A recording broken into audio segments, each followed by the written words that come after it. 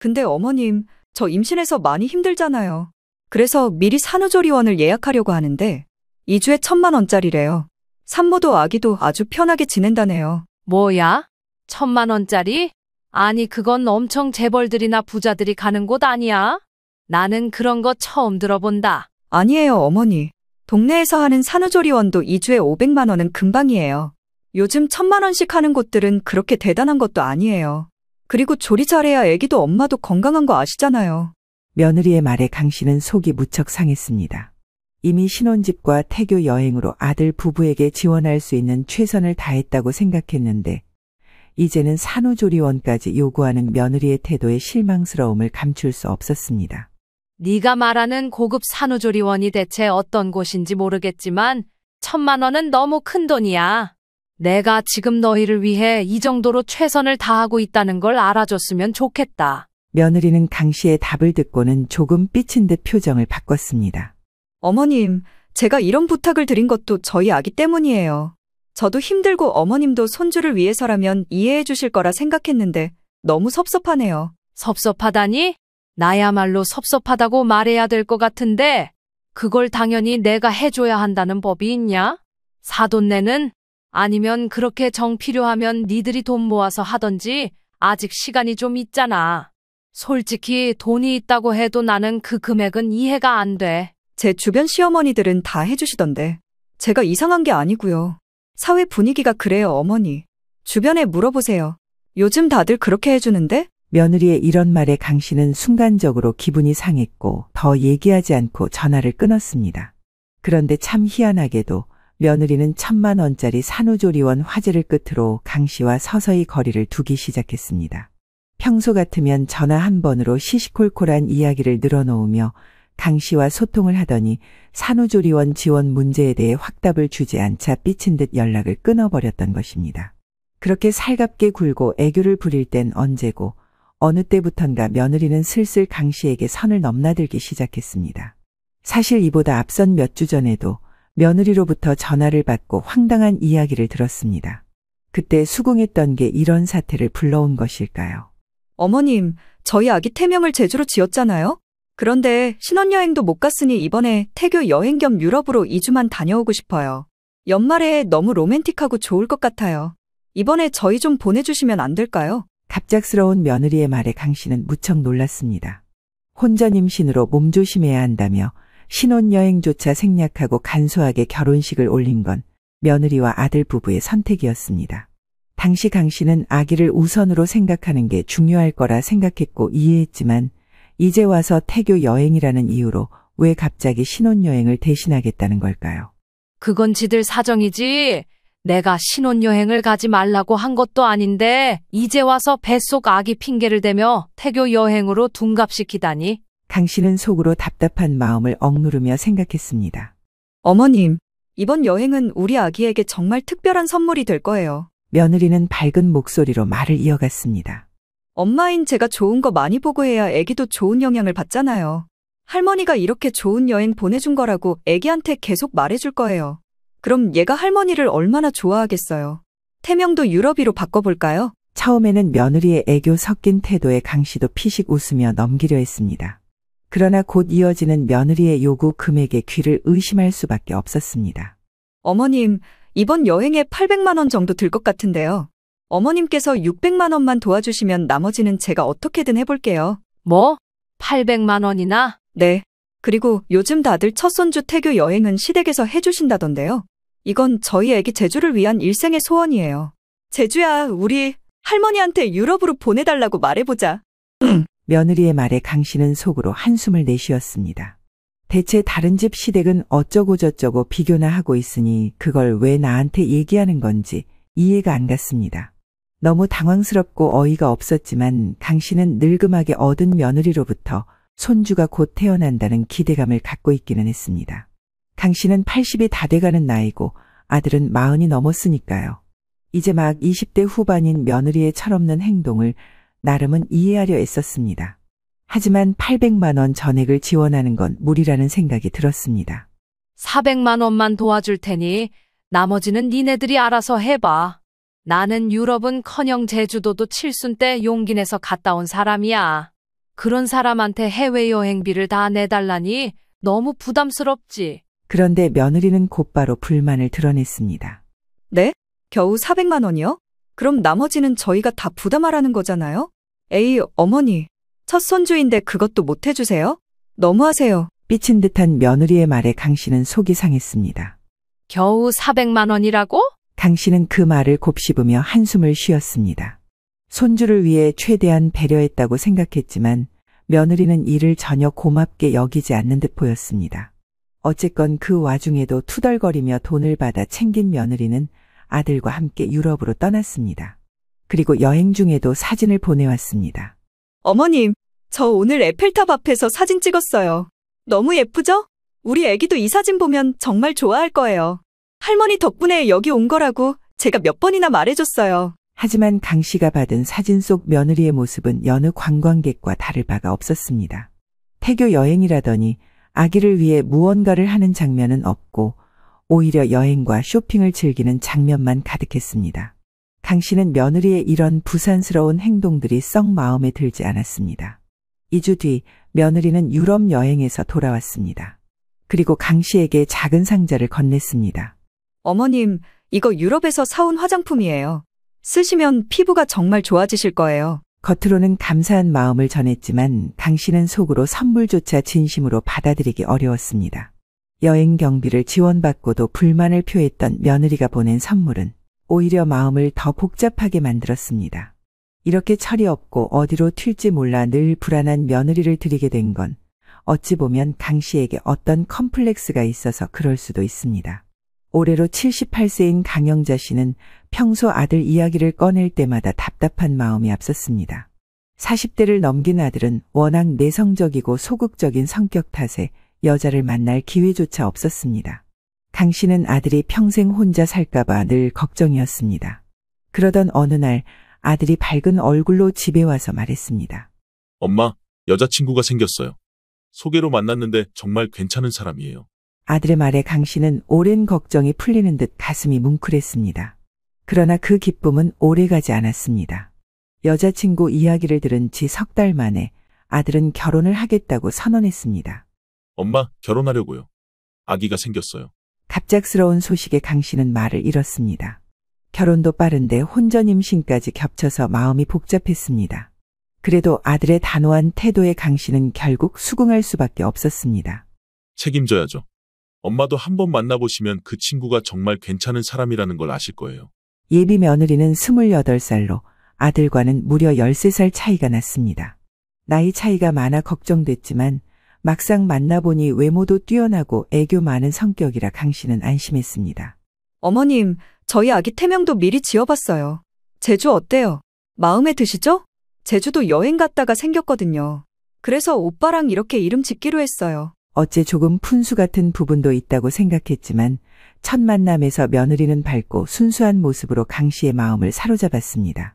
나이가 어려도 금세 친해질 것 같았고 무엇보다 손주까지 생긴다는 사실이 반가웠습니다. 요즘은 아기가 혼수라더니 나이가 많은 아들과 결혼도 하고 이렇게 선물까지 생긴다고 생각하니 마음이 들떴던 것입니다. 하지만 결혼식이 끝난 후 강 씨는 예상치 못한 일들을 겪기 시작했습니다. 결혼 초기부터 며느리는 작은 일에도 불만을 드러냈습니다. 어머님, 저희 신혼집이 생각보다 너무 작아요. 나중에 아기 태어나면 더 넓은 곳으로 옮기면 좋을 것 같은데요. 아, 그리고 인테리어가 요즘 스타일이 아니에요. 바꾸는 게 어떨까요? 요즘 리모델링 하는데 돈 많이 안 든다고 하는데 제가 견적 좀 받아볼까요? 신혼집은 강 씨가 어렵게 준비한 아파트였습니다. 강 씨는 처음엔 며느리의 요구가 젊은 세대의 솔직한 의견이라고 생각하며 넘겼습니다. 그러나 시간이 지날수록 며느리의 불만은 점점 심해졌습니다. 여기 중간문 하나 있었으면 좋겠는데 얼마 안 한대요, 어머니. 한번 업자한테 물어봐 주세요. 며느리의 요구는 단순한 의견 수준을 넘어 강 씨에게 부담을 주기 시작했습니다. 아들의 신혼집으로 생각하며 젊은 날부터 차곡차곡 투자해서 얻어놓은 20평대 전세 아파트였습니다. 그런데 며느리는 뭐가 그렇게 불만이 많은지 집이 좁다, 이것저것 지적투성이었습니다. 그뿐만 아니라 며느리는 본인이 혼전 임신으로 신혼여행을 생략한 걸 두고도 강 씨를 은근히 탓하는 태도를 보였던 것입니다. 제 친구들은 첫 임신 때 태교 여행을 전부 시댁에서 보내주셨대요. 그래서 말인데요, 어머니. 저희도 보내주세요. 첫 손주잖아요. 며느리의 뻔뻔한 말에 강 씨는 답답한 마음에 한숨을 쉬었습니다. 애도 아니고 왜 남의 시어머니 비교를 하는 건지, 저렇게 따지면 나도 남의 집 며느리 들먹거릴 수 있는데 점점 기분이 좋지 않았습니다. 내가 나이가 들어서 요즘 세대의 문화를 잘 모르는 걸까? 아니면 며느리가 좀 유별난 걸까? 강 씨는 매번 고민했지만 아들을 위해 참으려 애썼습니다. 한창 아들과 나이 차이 많이 나는 며느리에 대해 단순히 세대 차이라고 생각하며 많은 것을 봐주었던 강 씨는 이번에야말로 난관에 부딪히게 되었습니다. 어느 날 며느리가 밖에서 밥을 사겠다고 하더니 뜬금없이 말을 꺼냈습니다. 근데 어머님, 저 임신해서 많이 힘들잖아요. 그래서 미리 산후조리원을 예약하려고 하는데 여기 정말 좋은 곳이 있더라고요. 2주에 1,000만 원짜리인데 아주 고급스럽대요. 강 씨는 순간 귀를 의심했습니다. 1,000만 원짜리 산후조리원이라니 그런 건 TV에서나 들어봤던 것 같았습니다. 그 정도로 며느리가 말한 금액은 상상 이상이었습니다. 이미 태교 여행으로 큰돈을 요구했던 며느리였기에 이번에도 무리한 부탁이라는 생각이 들었습니다. 뭐야? 1,000만 원짜리? 아니, 그건 엄청 재벌들이나 부자들이 가는 곳 아니야? 나는 그런 거 처음 들어본다. 강 씨는 조심스럽게 물었습니다. 하지만 며느리는 강 씨의 반응에 조금도 주저하지 않고 당당히 대답했습니다. 아니에요, 어머니. 동네에서 하는 산후조리원도 2주에 500만 원은 금방이에요. 요즘 1,000만 원씩 하는 곳들은 그렇게 대단한 것도 아니에요. 그리고 조리 잘해야 애기도 엄마도 건강한 거 아시잖아요. 며느리의 말에 강 씨는 속이 무척 상했습니다. 이미 신혼집과 태교 여행으로 아들 부부에게 지원할 수 있는 최선을 다했다고 생각했는데 이제는 산후조리원까지 요구하는 며느리의 태도에 실망스러움을 감출 수 없었습니다. 네가 말하는 고급 산후조리원이 대체 어떤 곳인지 모르겠지만 1,000만 원은 너무 큰 돈이야. 내가 지금 너희를 위해 이 정도로 최선을 다하고 있다는 걸 알아줬으면 좋겠다. 며느리는 강 씨의 답을 듣고는 조금 삐친 듯 표정을 바꿨습니다. 어머님, 제가 이런 부탁을 드린 것도 저희 아기 때문이에요. 저도 힘들고 어머님도 손주를 위해서라면 이해해 주실 거라 생각했는데 너무 섭섭하네요. 섭섭하다니? 나야말로 섭섭하다고 말해야 될 것 같은데 그걸 당연히 내가 해줘야 한다는 법이 있냐? 사돈네는? 아니면 그렇게 정 필요하면 니들이 돈 모아서 하던지 아직 시간이 좀 있잖아. 솔직히 돈이 있다고 해도 나는 그 금액은 이해가 안 돼. 제 주변 시어머니들은 다 해주시던데 제가 이상한 게 아니고요. 사회 분위기가 그래요, 어머니. 주변에 물어보세요. 요즘 다들 그렇게 해주는데? 며느리의 이런 말에 강 씨는 순간적으로 기분이 상했고 더 얘기하지 않고 전화를 끊었습니다. 이날 며느리가 했던 말 하나하나가 강 씨의 마음속에 깊은 찝찝함을 남겼습니다. 그런데 참 희한하게도 며느리는 1,000만 원짜리 산후조리원 화제를 끝으로 강 씨와 서서히 거리를 두기 시작했습니다. 평소 같으면 전화 한 번으로 시시콜콜한 이야기를 늘어놓으며 강 씨와 소통을 하더니 산후조리원 지원 문제에 대해 확답을 주지 않자 삐친 듯 연락을 끊어버렸습니다. 강 씨는 며느리가 불편해할까봐 먼저 연락을 하려고 했지만 며느리는 강 씨의 전화를 받지 않았습니다.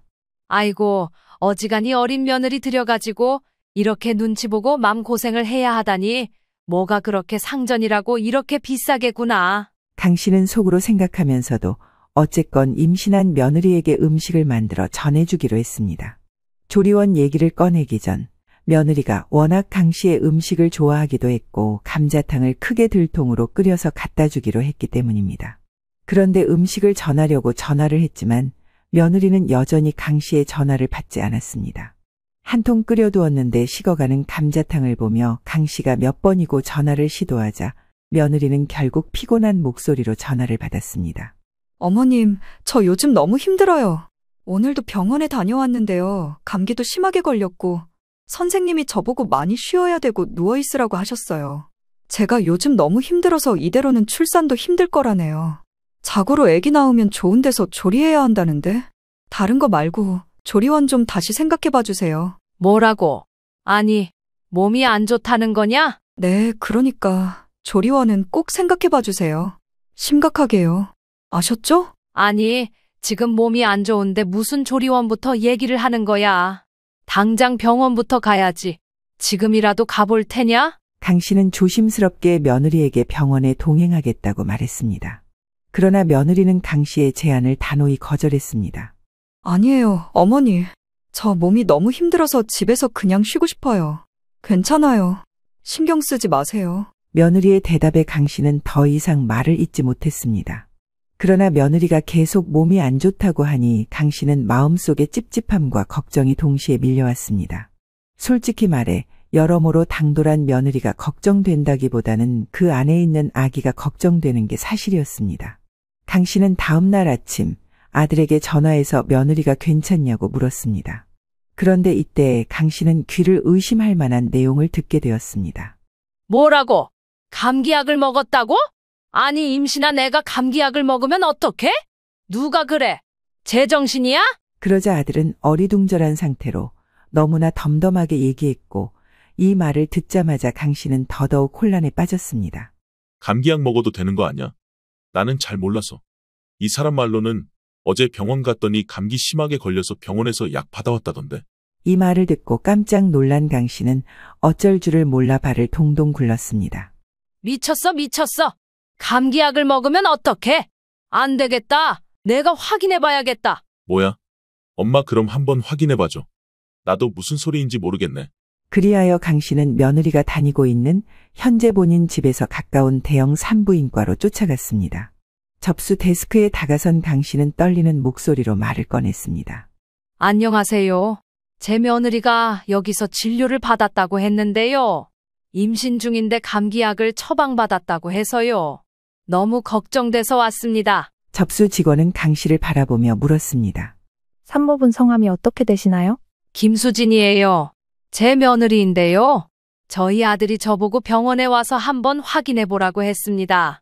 아기한테 해가 될까봐 걱정이 되더라고요. 직원은 강 씨의 말을 듣고 컴퓨터를 조회하기 시작했습니다.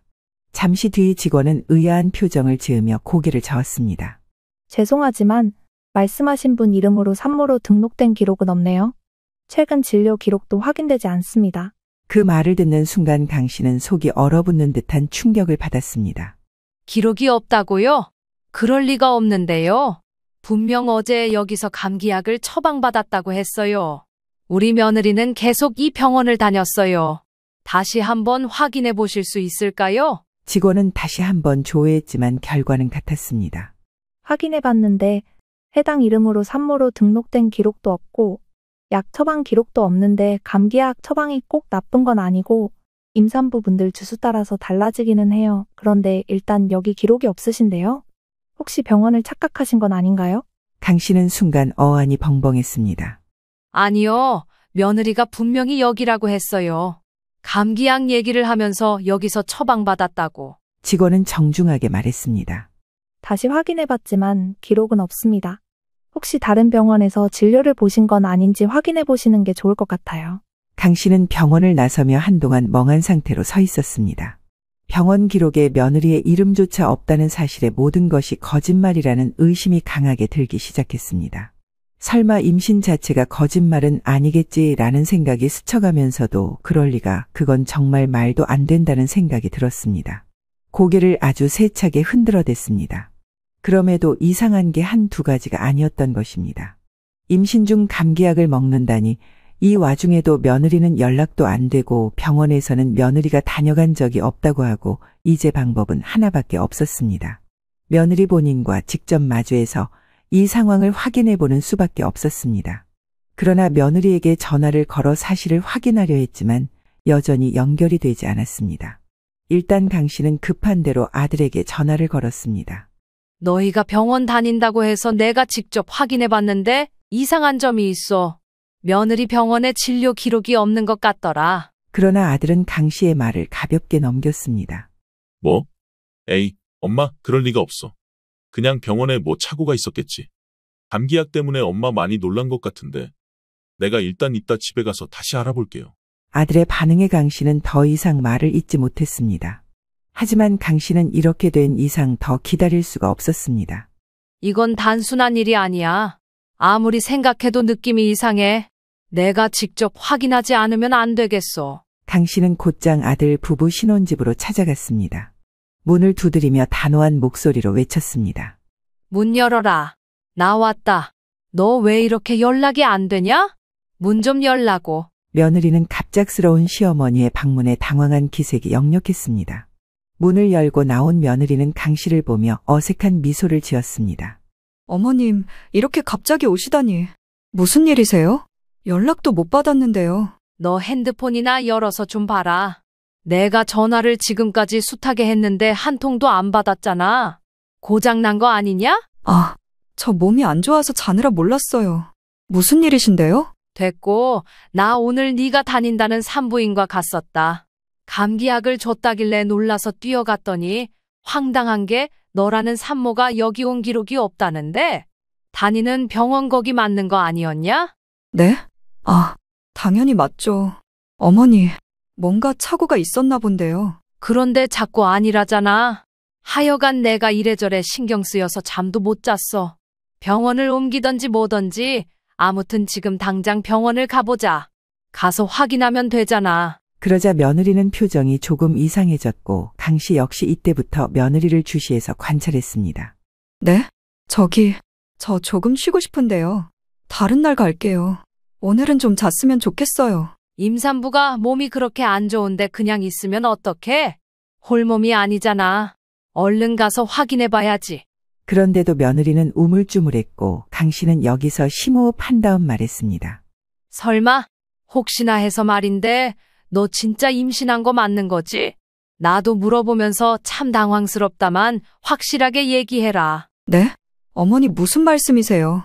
누가 그런 걸로 거짓말을 하나요? 그래, 그렇지? 그럼 지금 바로 병원 가게 택시 부를 테니까 산모 수첩 같은 그런 거 있을 거 아냐? 얼른 챙겨서 따라 나와라. 며느리는 갑작스러운 요구에 당황한 듯 얼버무리기 시작했습니다. 병원에서 아직 그런 건 안 받았어요. 제가 요즘 바빠서 시간이 없었거든요. 강 씨는 며느리의 말을 듣고 한숨을 쉬었습니다. 요즘은 병원 가면 바로 임신 확인서 같은 거 주지 않니? 산모 수첩을 지금까지 안 주는 병원이 어딨어? 아무리 초기라고 해도 그렇지 그런 확인도 안 해준다고? 강 씨는 이쯤에서부터 이미 확신이 왔고 머릿속이 온통 어지러워지는 걸 느꼈습니다. 며느리는 여전히 머뭇거리며 말을 잇지 못했습니다. 나는 이해가 안 된다. 나중에 어떻게 되건 간에 이건 아주 중요한 일이니까 확실히 하자. 너 다시 말해봐봐. 임신한 거 확실한 거지? 맞는 거지? 그 순간 며느리의 얼굴이 굳어졌습니다. 울먹이며 눈물을 글썽이는 며느리는 강 씨에게 감정적으로 호소하기 시작했습니다. 어머님, 저 너무 하시는 거 아니에요? 제가 얼마나 힘든지 아시잖아요. 이렇게 몰아가시면 저 정말 서러워요. 하지만 강 씨는 며느리의 눈물에도 흔들리지 않았습니다. 며느리의 행동이 의심스럽기만 했고 그간의 모든 일이 퍼즐처럼 맞춰지기 시작했습니다. 너 되게 이상한 애구나. 임산부가 임신 증명하는 게 뭐가 그리 어려워서 그렇게 질질 짜고 있어? 병원을 아파서 못 따라가겠으면 최소한 뭐라도 보여줄 수 있는 거 아니야? 이게 지금 이렇게 신랑이 벌일 문제야? 며느리는 한참 동안 아무런 대답도 하지 못했습니다. 그러다 강 씨가 다시 입을 열었습니다. 서럽다고 해결될 일이 아니다. 당장 옷 갈아입고 나와. 산부인과 얼른 가보자고. 강 씨의 단호한 태도에 며느리는 그제야 고개를 숙이며 작게 대답했습니다. 그리고 강 씨는 온몸의 기력이 빠지는 걸 느꼈습니다. 어머님, 사실은 제가 정말 임신한 줄 알았어요. 그런데 아니었어요. 처음엔 진짜 임신인 줄 알았는데 나중에 병원에서 아니라고 했어요. 그냥 임신이라고 믿고 싶었어요. 그 말을 듣는 순간 강 씨는 온몸이 굳어졌습니다. 머릿속에서 아주 빠르게 결혼 전 둘이 인사왔던 모습, 혼전 임신 이야기, 신혼집부터 태교 여행에 산후조리원까지 많은 부분들이 차르르 훑어가며 지나갔습니다. 게다가 현재까지 몸이 안 좋다며 징징거리던 모든 것이 거짓말이었다는 사실을 깨닫게 된 것입니다. 충격과 분노에 강 씨는 말을 잇지 못했습니다. 야, 너 지금 그걸 말이라고 하는 거야? 그러니까 임신한 게 아니라고? 이게 무슨 말이야? 내가 지금 무슨 말을 듣고 있는 거냐고. 며느리는 고개를 푹 숙인 채로 변명하기 시작했습니다. 저도 그냥 제가 임신이라고 생각하고 싶었어요. 어머님, 저 정말 그런 나쁜 의도로 한 게 아니에요. 그냥 어머님도 이해해 주세요. 얘 좀 봐라. 너 진짜 무서운 애구나. 네가 임신했다고 해서 결혼 허락해주고 집 얻고 이렇게 둘이 살고 벌써 몇 달이 지났어. 애기 갖고 살찌기 싫다고 깨작깨작 먹어서 배가 안 나온 거라고 하더니 싹 다 거짓말이었던 거야? 강 씨는 더 이상 며느리의 말을 믿을 수 없었습니다. 모든 퍼즐이 맞춰지는 순간 강 씨는 자신이 얼마나 철저히 속아왔는지 깨달았습니다. 그러나 며느리는 여기서 멈추지 않았습니다. 그녀는 강 씨를 설득하려는 듯 계속해서 말을 이어갔습니다. 어머님, 그때는 정말 아기가 생긴 줄 알았어요. 근데 나중에 결혼식 끝나고 지나보니까 아니었어서 그 뒤로 어른들 실망하실까봐 얘기 안 했던 거예요. 그리고 저야 젊으니까 어차피 아기는 곧 생길 거잖아요.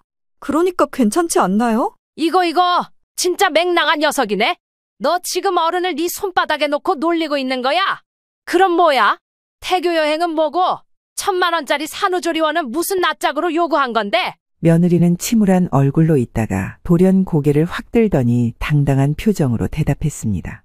그건 임신 준비 여행이었어요. 아기도 곧 생길지도 모르잖아요. 저도 빨리 생겼으면 했고요. 그래서 좋은 기운을 받으려고 간 거예요. 태명도 새로 유럽으로 했고 모든 게 완벽하게 준비된 거예요. 그래서 잘 다녀왔고요. 아직 임신 여부는 몰라요. 근데 몸이 이렇게 안 좋은 걸 보니 임신되지 않았을까요? 그러면서 해맑게 웃는 며느리의 헛소리에 강 씨는 이제 자신의 머리가 어떻게 돼버릴 것 같은 느낌이 들었습니다. 차라리 아기가 생기지 않은 게 낫지 않을까. 이런 며느리와는 이제 조금도 얽히기 싫어 진저리가 났습니다. 며느리는 계속해서 자신을 변명하려 했지만 강 씨는 단호히 말을 끊었습니다. 너 이 사실 내가 그냥 두나 봐라.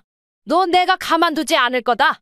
그대로 더 누워서 처자던지 말던지 맘대로 하고 앞으로 어떻게 될지 기대하는 게 좋을 거야. 두고 봐라. 그렇게 밖으로 나온 강 씨는 이 일을 더 이상 묵과할 수 없다는 결심을 했습니다. 그러나 이 문제를 혼자 해결하기엔 너무 큰 일이었기에 아들에게 모든 상황을 털어놓기로 했습니다. 네 마누라가 임신했다고 여지껏 주변을 다 속인 거야. 거짓말 한 거라고. 태교 여행부터 산후조리원이며 전부 다 거짓말이었어? 병원에도 산모 등록이 안 돼 있더라. 그런 주제에 1,000만 원짜리 조리원을 해달라고 해?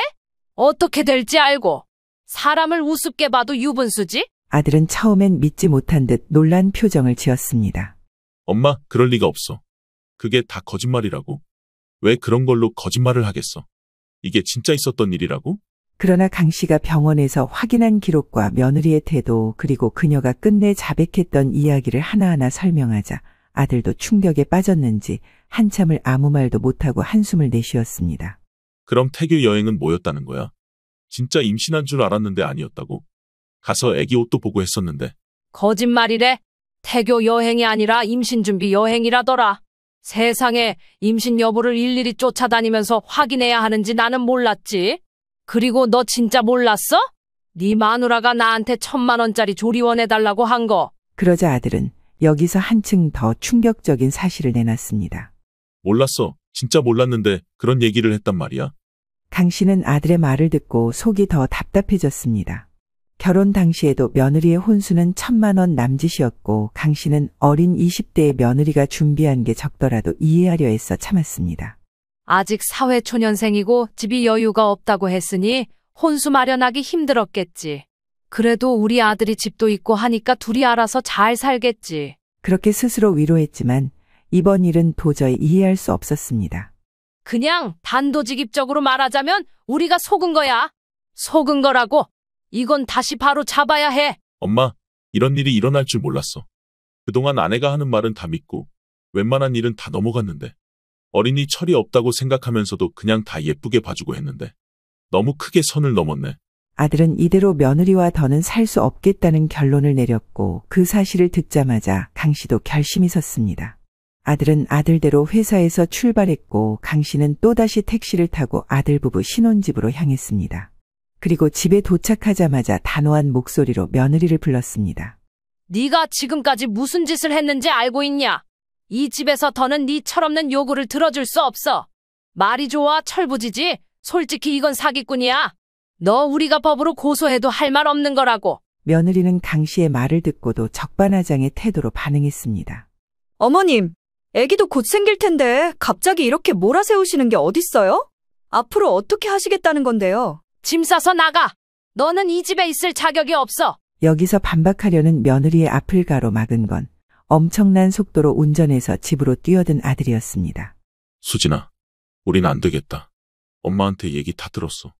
나는 널 정말 예뻐하고 좋게 생각했는데 어떻게 임신을 거짓말하고 그걸 빌미로 이런 일들을 벌였어? 태교 여행도 다 거짓말이고 엄마한테 조리원비도 달라고 뒤에서 몰래 말했다며. 어떡하냐 이제. 나는 너랑 더 살기 힘들 것 같은데. 며느리는 아들의 태도에 크게 당황하며 울먹이는 목소리로 매달리기 시작했습니다. 오빠까지 왜 그래? 오빠는 나를 믿어줘야지. 그때는 정말 아기가 생겼다고. 그 뒤로 안 된 것도 내 잘못이야? 나는 엄청 노력했단 말이야. 거짓말하지 마. 너 사람을 얼마나 바보로 만들어야 속이 편해. 내가 더 이상 속을 것 같아. 그게 그렇게 몇 달 만에 쉽게 일어날 수 있는 일이냐고. 이제 그만하자. 나 지금 말은 이렇게 하지만 속이 진짜 말이 아니야. 너를 용서할 수가 없어. 아들의 말에 며느리는 아무 대답도 하지 못한 채 울음을 터뜨렸습니다. 그러나 아들은 그녀의 눈물에도 흔들리지 않았습니다. 나는 네 말을 이제 무작정 믿어가며 기다려줄 생각이 없어. 너와의 관계에서 아기를 가질 생각도 없고. 그냥 이렇게 이 상태로 끝내자. 오빠, 말도 안 돼. 어떻게 이럴 수 있어? 오빠가 날 버리는 거야? 헛소리 하지 마. 네가 한 짓은 잊어놓고 순식간에 나를 나쁜 사람으로 만드네. 나는 마음 한번 돌아서면 끝이야. 너가 나랑 엄마한테 준 상처. 나는 넘어가지 않을 거야. 당장 눈앞에서 나가줘. 나보고 지금 나가라고? 오빠 진심이야? 오빠가 어떻게 나한테 이래? 나는 지금 더한 것도 할 수 있어.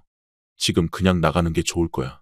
며느리는 아들의 매서운 눈빛을 보자 움찔하면서 얼굴을 찌푸리더니 터덜터덜 움직이며 짐을 싸서는 밖으로 나갔습니다. 그리고 얼마간 강 씨와 아들은 착잡함 속에서 매우 바쁜 시간을 보냈습니다. 주변에도 알아보고 여기저기 문의하고 당장 벌어난 사태를 어떻게든 매듭지어야 했기 때문입니다. 두 사람은 며느리와 관련된 금전적 내역과 관련 증거를 정리하기 시작했습니다. 강 씨는 며느리의 태교 여행 요구, 산후조리원 청구, 그리고 그동안의 모든 거짓말을 떠올리며 깊은 한숨을 내쉬었습니다. 그 와중에 며느리는 적반하장이었으니 보통 사람이 아니었습니다. 아들이 이혼에 대한 얘기를 본격적으로 꺼내자 이렇게 답변이 왔던 겁니다. 어이가 없네. 좋아. 이혼해줄게. 하지만 나도 손해본 게 있으니 그냥은 안 돼. 내가 가져왔던 혼수 1,000만 원은 그대로 돌려줘. 어차피 내 의사와 상관없이 오빠랑 어머니가 나 쫓아내는 거잖아. 그럼 받아야지. 강 씨는 그 말을 듣고 실소를 터뜨렸습니다. 정말 적반하장이 따로 없구나. 우리를 속인 태교 여행비, 산후조리원 청구, 그리고 신혼집에서 생활하며 우리에게 끼친 손해는 생각도 안 하고 혼수 1,000만 원을 달라고? 아들도 이젠 참을 수 없다는 듯 강하게 반응했습니다. 그럼 좋아. 우리도 요구하겠어. 태교 여행으로 엄마가 400만 원을 줬고 산후조리원 문제며 임신 속이고 정신적으로 끼친 손해가 엄청나거든. 거기에 신혼집에서 생활하며 쓴 것까지 모두 청구할 거야. 이거 다 합하면 너만 손해야. 너만 탈탈 털린다고. 이후로 강 씨와 아들은 변호사와 상담하기 위해 모든 증거 자료를 준비했습니다. 송금 내역, 문자 대화, 병원 기록, 그리고 며느리가 직접 했던 자백까지 꼼꼼히 정리하며 앞으로의 법적 대응에 만반의 준비를 했습니다. 엄마, 나도 여기까지 올 줄은 몰랐지만 이제는 우리를 속인 대가를 치르게 해야 한다고 생각해. 그냥 넘어가면 안 될 것 같아. 아들은 강 씨에게 단호히 말했습니다. 강 씨는 아들을 바라보며 조용히 고개를 끄덕였습니다. 그래. 그나마 네가 정신 똑바로 차리고 결심해줘서 다행이야. 이거 참, 자식 하나 장가 보내려다가 말짱이 눈 뜨고 이런 일까지 당할 뻔했구나. 엄마, 나는 이제 그냥 다 회의적이야. 결혼이고 뭐고 그냥 혼자 사는 게 낫겠다. 다 진저리가 나네. 그렇게 말할 게 뭐가 있어. 네가 그동안 너무 경험이 없어서 어수룩했던 거야. 얘랑 만남이 나빴던 거지. 너는 충분히 괜찮아. 이 일 잘 매듭 짓고 천천히 생각해. 아들은 이 사건에 대해 충격이 컸던지 스스로를 자책하려고 했고 강 씨는 그 부분에서 아들을 더 격려하고 위로했습니다. 그런데 아직도 끝나지 않은 충격적인 사실이 있었으니 이날은 정말 아들과 강 씨 둘 다 소름이 쫙 돋아올랐습니다. 결혼에 대해서 아들에게 너무 좌절말라고 등을 두들겼지만 이 일만큼은 강 씨도 멀쩡히 대처하기 힘들었습니다. 왜냐하면 며느리는 단순히 철없고 어수룩한 사람이 아니라 이미 이런 일을 딴 데서도 벌인 적이 있는 소위 사기꾼과 같은 인물이었던 것입니다. 다음 날 강 씨와 아들은 변호사를 찾아가 증거 자료를 제출하며 상담을 받았습니다. 변호사는 강 씨와 아들이 준비한 자료를 살펴본 뒤 고개를 끄덕이며 말을 이어갔습니다. 충분히 법적 대응이 가능합니다. 그런데 며느리분의 이름으로 조회한 결과 이전에도 비슷한 소송 기록이 있네요. 강 씨와 아들은 그 말을 듣고 깜짝 놀랐습니다. 비슷한 소송 기록이라뇨? 무슨 말씀이세요? 변호사는 차분히 설명을 이어갔습니다. 며느리분께서 이전에도 임신을 핑계로 금전적 요구를 하다가 문제가 생겨 소송을 당한 적이 있습니다. 당시에는 합의금을 지급하고 사건을 마무리한 것으로 보입니다. 대부분 이런 경우 이혼하고 합의금 얼마 내고 끝이고 인연이 끊기기만을 바라는 게 최선인 경우가 있어 가볍게 지나갔을 수도 있겠네요. 강 씨는 그 말을 듣는 순간 며느리가 단순히 철이 없는 행동을 한 것이 아니라 의도적으로 사람들을 속이는 행동을 반복해왔다는 사실에 충격을 받았습니다. 그러니까 우리만 속은 게 아니라는 말씀이군요. 이미 다른 사람들도 피해를 봤다는 거네요. 네. 이 사건은 단순한 가정 문제를 넘어선 사기죄로 볼 수도 있습니다. 법적 조치를 취하면 이전 기록과 결합해 더 강력한 대응이 가능할 거예요. 이후 강 씨와 아들은 상담을 충분히 받아 본인들이 입은 피해를 종합해 법적 조치를 취했습니다. 며느리는 이전에 있었던 사건처럼 적당히 빠져나가려고 했던 것 같지만 이래저래 발목이 잡히기 시작하니 그제서 현실을 깨달은 듯했습니다. 그렇게 바락바락 따지고 들면서 본인도 손해를 입었다며 같이 고소를 하겠다고 할 땐 언제고 본인이 혼수로 가져왔던 가전과 가구들은 그대로 둔 채 아무런 연락도 하지 않는 것입니다. 아마 더 연락을 하고 얽혔다간 더 추궁당할 거라고 여겼던 것 같습니다. 며칠 뒤 아들은 며느리에게 혼수에 대한 정리를 하겠다며 연락을 시도했습니다. 네가 갖고 온 혼수가전들 싹 다 팔아서 현금화해서 내가 가진다. 이후로도 너한테 배상하라고 요구할 거 많으니까 돈 한 푼이라도 아끼고 싶으면 이거 내가 정리하게 냅둬. 그러나 며느리는 답변조차 하지 않았고 결국 강 씨와 아들은 더 이상 기다릴 필요가 없다고 판단했습니다. 아들은 혼수로 남겨진 물건들을 정리하기 위해 중고 업체를 불렀고 모든 물건을 처분해 금액을 챙겼습니다. 예상보다 많은 금액은 아니었지만 강 씨는 그래도 이렇게라도 손해를 메운 게 다행이라며 스스로를 위로했습니다. 이제 남아있는 신혼집은 아들이 이후에 투자 목적으로 세를 주기로 결정했고 현재는 강 씨와 함께 살며 새로운 시작을 준비하고 있습니다. 엄마, 뭔가 원점으로 돌아왔네요. 허탈하시진 않아요. 저는 괜찮으니까 엄마도 너무 마음 쓰지 마세요. 그래도 받을 거 다 돌려받고 배상받고 했으니까요. 이제 좀 한숨 놓으시고 제 앞길도 천천히 생각해 볼게요. 강 씨는 아들의 말을 들으며 깊은 한숨을 내쉬었지만 한편으로는 마음 한구석에서 안도감이 들었습니다. 그래, 지금이라도 정리돼서 다행이다. 큰일 겪었고 앞으로 좋은 일도 있겠지. 이제 조금은 마음의 여유를 갖고 살아보자. 그렇게 강 씨와 아들은 며느리로부터 받은 상처를 정리하며 새로운 삶을 시작했습니다. 며느리는 이후로 충분한 처벌을 받았고 배상받을 것도 다 해결되었으니까요. 그럼에도 강 씨는 그간 인생을 알 만큼 안다고 생각했는데 어째 살면 살수록 더 모르는 일투성이라고 생각했습니다. 그럼에도 늘 언제 어디서건 해결할 길은 있다고 출구는 있다고 생각하며 이제 마음을 편히 가지기로 다짐했습니다.